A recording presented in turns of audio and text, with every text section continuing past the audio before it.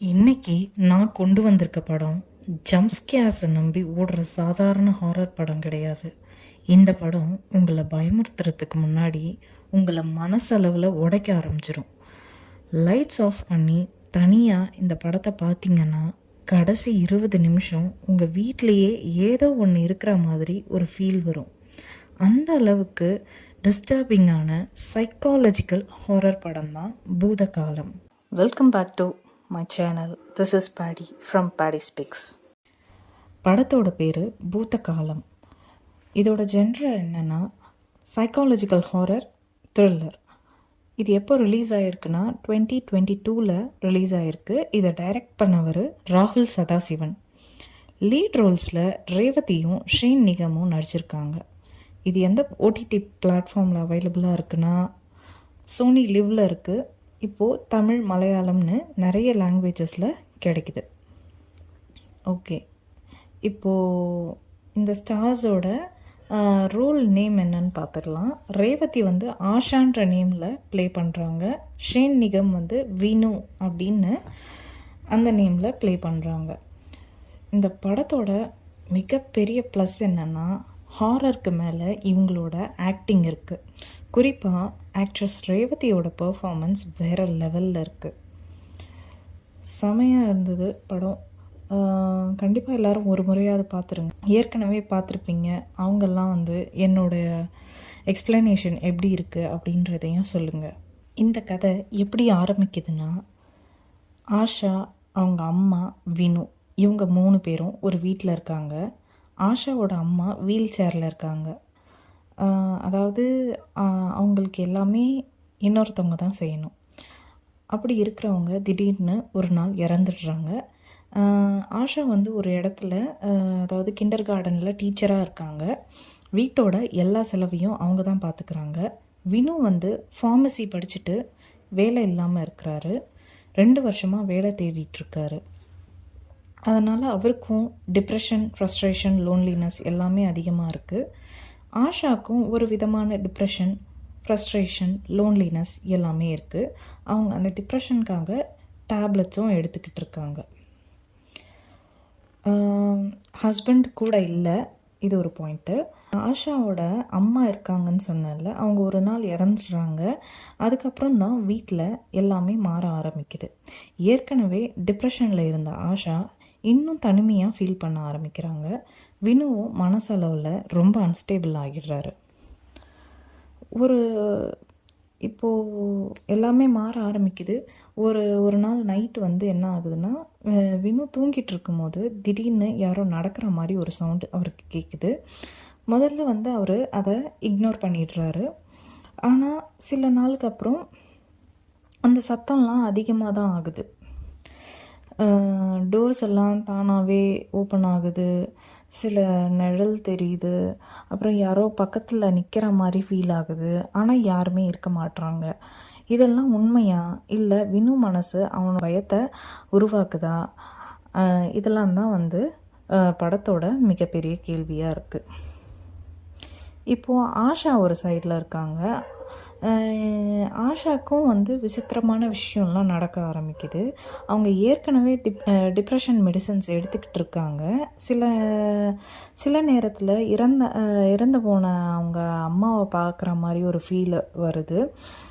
சில நேரத்தில் யாரோ பேசுகிற மாதிரி கேட்குது. அப்புறம் ஆனால் இதெல்லாம் இது உண்மையா இல்லையான்னு அவங்களுக்கே தெரிய மாட்டேங்குது. அவங்களுக்கு தெரியல, பார்க்குற நமக்கும் தெரிய மாட்டேங்குது. அதுதான் இந்த படத்தோட ப்ரில்லியன்ஸ். வேலை கிடைக்காம இருக்கிறதுனால வினு இன்னும் ரொம்ப உடஞ்சி போகிறாரு. அம்மாவுக்கும் பையனுக்குமே சில பிரச்சனைகள் வருது.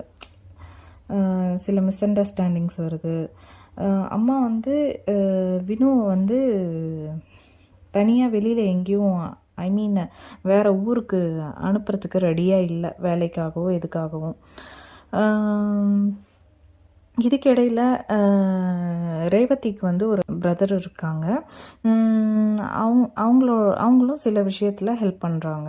வினு டிப்ரெஷனுக்கு போயிடுறான் வேலை இல்லைன்ற காரணத்தினால. அதுக்கப்புறம் அவன் ஃப்ரெண்டுக்கிட்ட ஏதோ ஒரு வேலையாக இருந்தாலும் பரவாயில்ல அப்படின்னு ஹோட்டலில் வேலை செய்கிற வேலையாவது வாங்கித்தாடா அப்படின்னு சொல்லிட்டு கேட்குறான்.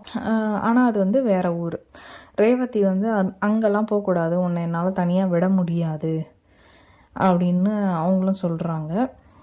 இதில் சின்ன சண்டை மாதிரி வருது அண்டு கோவம் வருது 2 பேருக்கும். பட்டு 2 பேரும் ஒரே வீட்டில் தான் இருக்காங்க. இவனுக்கும் டிப்ரெஷன்னால், வேலை இல்லைன்ற டிப்ரெஷன்னால் தூக்கம் வரலை அண்டு கெட்ட பழக்கங்கள் அதிகமாகுது. சிகரெட்டு, குடி, கோபம் எல்லாமே அவனோட வாழ்க்கையே வந்து சிதற ஆரம்பிக்குது. அவனோட கேர்ள் ஃப்ரெண்டும் அவனை புரிஞ்சிக்க முடியல. அவன் பேசுகிற விஷயங்களை வந்து யாருமே நம்பவும் மாட்றாங்க. அவன் ஃபீல் பண்ணுறது லைக் இந்த ஸ்ட்ரேஞ்ச் திங்ஸ் எல்லாம் அவன் வந்து ஃபீல் பண்ணுறத வந்து சொல்கிறான். பட் யாரும் அவனை புரிஞ்சிக்கல. சைக்கியாட்ரிஸ்ட் வராரு. அவர் வந்து பேசிட்டு இவன் டிப்ரெஷனில் தான் இந்த மாதிரி பேசுகிறான் அப்படின்னு சொல்லிட்டு போயிடுறாரு. ஒரு நாள் வந்து வினு வந்து அவன் வீட்டுக்குள்ளே மாட்டிக்கிறான்.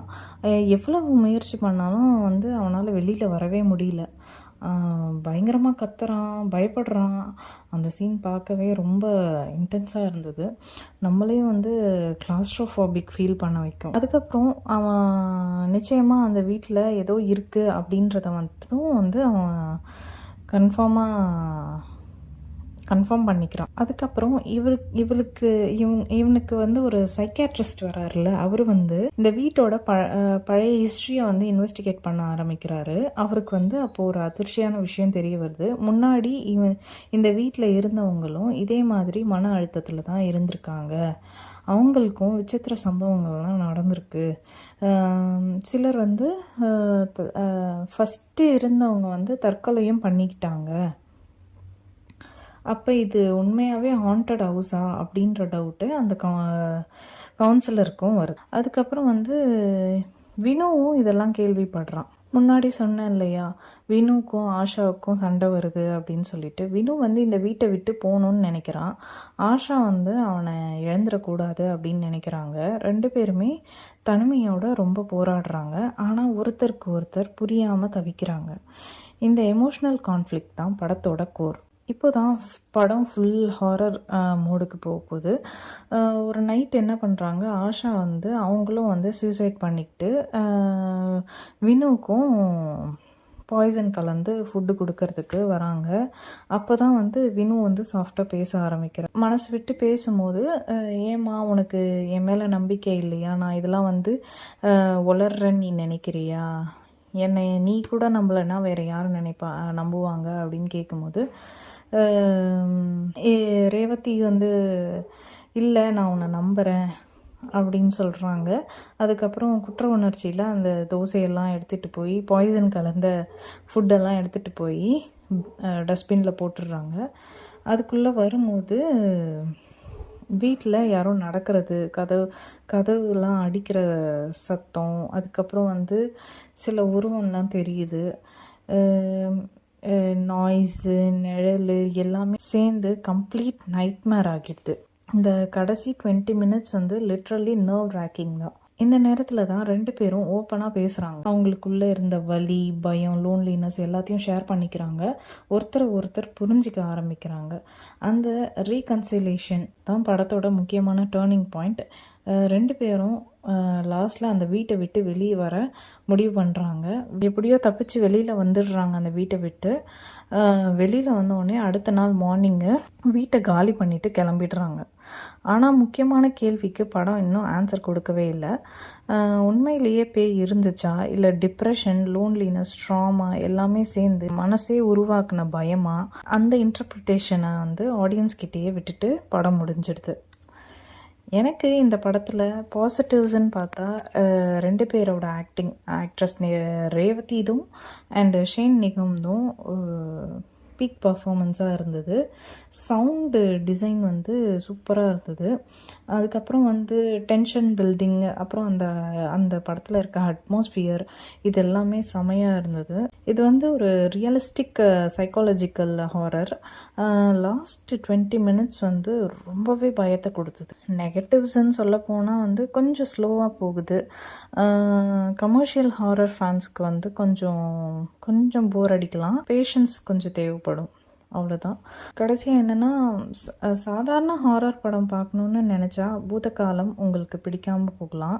ஆனால் psychological horror, disturbing atmosphere, realistic fear இதெல்லாம் பிடிக்கும் அப்படின்னா கண்டிப்பாக நீங்கள் இதை பார்க்கலாம். கண்டிப்பாக பார்க்க வேண்டிய படம்னு கூட இந்த படம் பேயை விட மனுஷனோட டார்க் சைடை அதிகமாக பயமுறுத்துது. என்னோட ரேட்டிங் இந்த படத்துக்கு கண்டிப்பாக 8.5 அவுட் ஆஃப் 10 கொடுப்பேன்.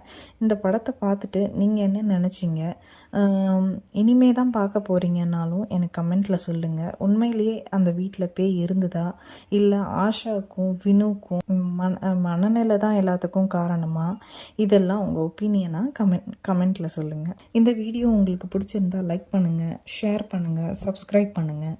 இதோட நான் அடுத்த வீடியோவில் உங்களை சந்திக்கிறேன். Until then, take care. Bye bye.